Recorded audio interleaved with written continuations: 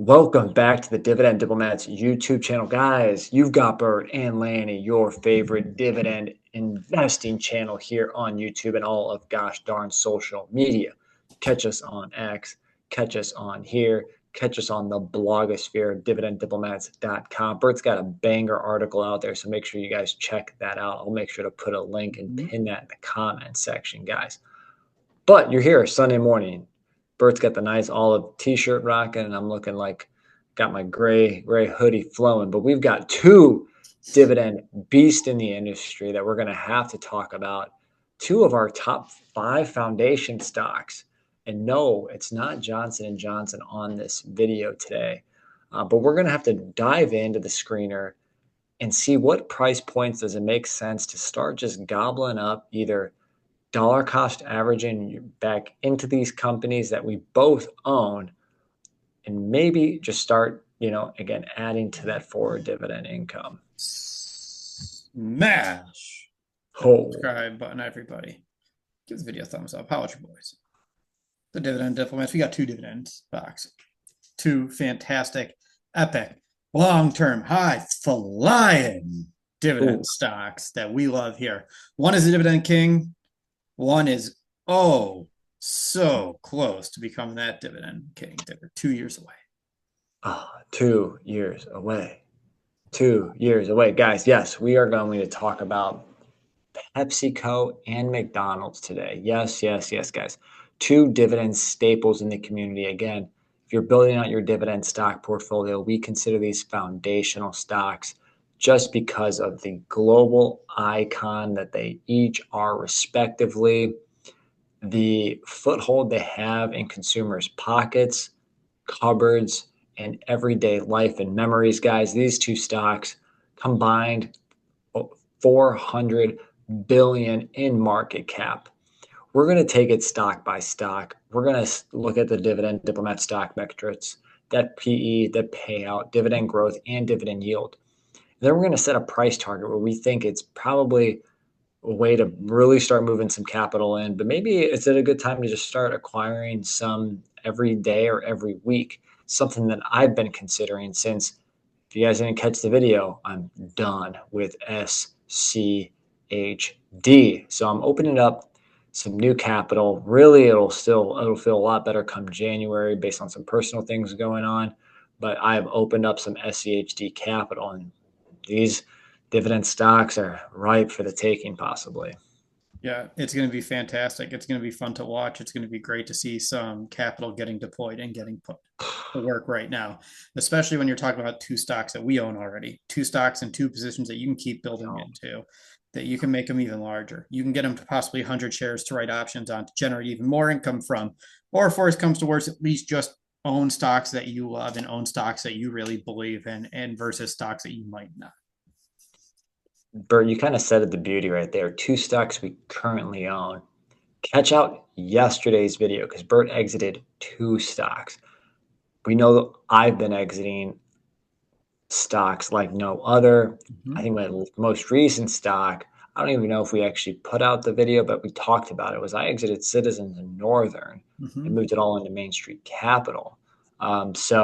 Which a stock, again, I already own. So it's always nice to eliminate positions and add to current positions that you want to have in your portfolio, positions that you understand, you want to make staples. And these are 2 stocks that are foundational, that are staples.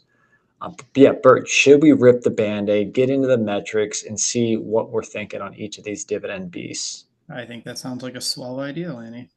Swell idea. Well, let's dive into Pepsi PEP. We are filming this November 6th. That's when the stock prices are as of at the close of Thursday, November 6th.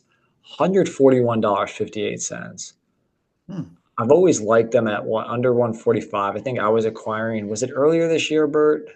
Yes. I'm losing track of time. Yeah, earlier this year when they were hanging around the 130s, the 120s, even in the early low 140s, you and I were both picking up shares. Yep.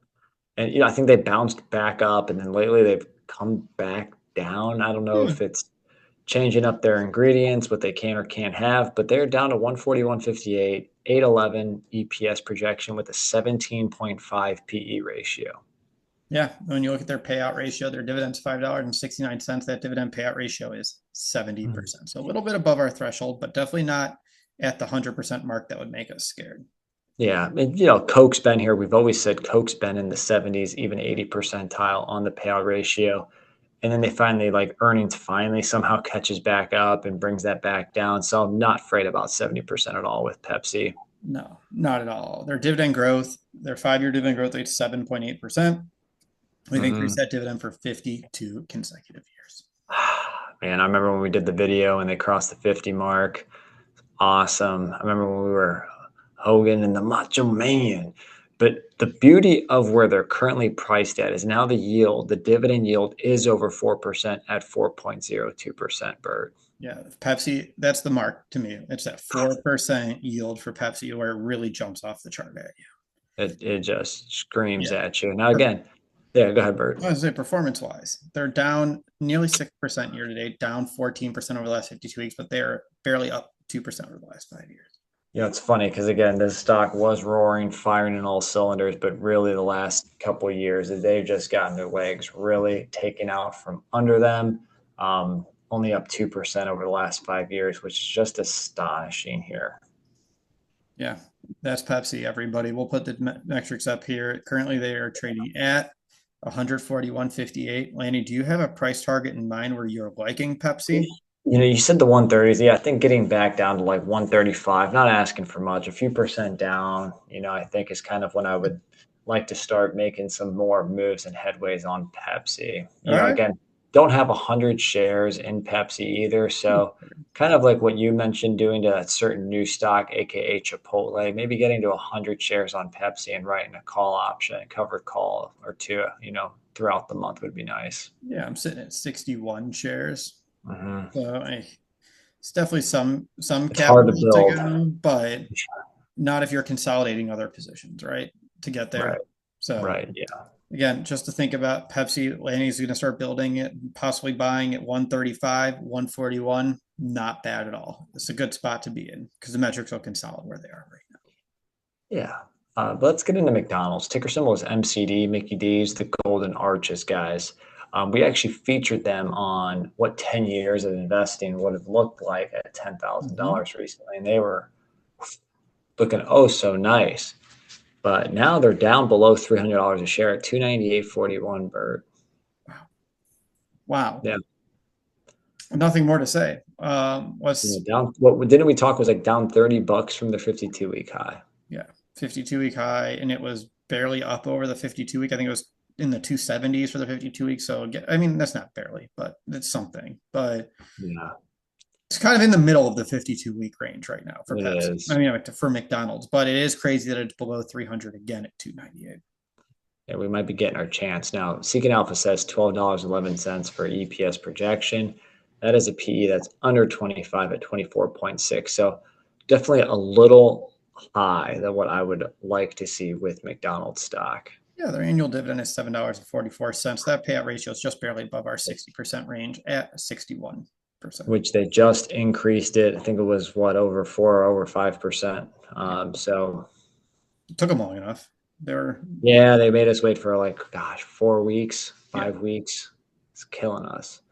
Yeah, let's look at their metrics though. Their 5-year dividend growth rate is 8.84%. They have increased that dividend for 48 consecutive years. So 2 away from becoming that king. Mickey D's 48 years. Yeah, they're gonna take that Burger King crowd and just put that on top of. You know, I haven't had a McDonald's like Egg McMuffin in so long. That's usually like my go-to there at Mickey D's. Yeah, every once in a while we'll take the kids out, get them a little Happy Meal. They love it. Grab a burger and fries from there. It's not bad, but we'll say if you don't have the app, it is not cheap for McDonald's. They're every article you read about costs for how much fat like these places are going up is true. That's amazing, guys. So they yield 2.49%. Again, a yield that doesn't quite fit the appetite right now at the current price, but they're flat over the last month, flat this year at 2%, flat in the last year at 1%, up about 38% in 5 years, and they are 213 billion in market cap. You know, again, it caught my eye when they dipped back below 300. Definitely not buying at 300. And this is going to sound stubborn, but they got to drop at least $20 plus per share where they're at. But at least now they're actually like on my watch list because I really haven't thought about McDonald's in years. Same here. That's about what, an 8% drop you call it to get to your price point. Yeah, Not not bad. I mean, it could happen. Just, I think I got very excited when I saw below 300 just because I haven't paid attention to McDonald's lately. Yeah, I mean, I think that's a fair price point. Again, you said it's not the cheapest at 24, 25 PE ratio. So Yeah. being patient, waiting for your price point, letting it come down a little bit is not a bad move at all. But definitely on my watch list, both of these stocks. Again, Pepsi more than McDonald's, but I would prefer McDonald's right now over Pepsi just because I think of the global reach that they have. I remember when my wife and I, when we traveled to Italy, it was a zoo inside of McDonald's. Everywhere. I kid you not. No, yeah, I believe it. Everywhere. It's insane. Yeah, it's the brand. The people want to see it. It's almost like the spectacle of McDonald's overseas. That's what draws the people in. Yeah. So let us know, guys. What do you think of Pepsi stock below, again, at around 140?